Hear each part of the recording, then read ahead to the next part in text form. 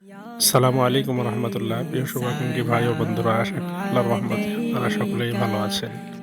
আপনাদের প্রাণপ্রিয় প্রতিষ্ঠান মদিনাতুল উলুম কওমি মাদ্রাসা চাঁদপুর নাটোর আজকে বার্ষিক ইফতার মাহফিল। এই মাহফিলে হাজারো রোজাদার বিন্দুরা একত্রিত হয়েছেন।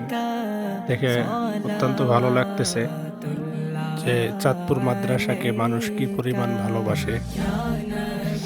তো যাই হোক, অনেকেই আসছেন দূর দূরান্ত থেকে, সকলকেই আমরা মোবারকবাদ জানাই। বিশেষ করে যারা আমাদের আয়োজনে সহযোগী ছিলেন, দোয়া দিয়ে, শ্রম দিয়ে, মেধা দিয়ে, আপনাদেরকে আমরা অন্তরের অন্তঃস্থল থেকে মোবারকবাদ জানাই এবং আপনাদের জন্য দোয়া করি আল্লাহ তাআলা আপনাদেরকে নেক হায়াত দান করুক এবং পরিবার পরিজন যারা অন্ধকারের কবরের বাসিন্দা হয়েছে তাদেরকে আল্লাহ তাআলা মাফ করে জান্নাতুল ফেরদাউস নসিব করুন।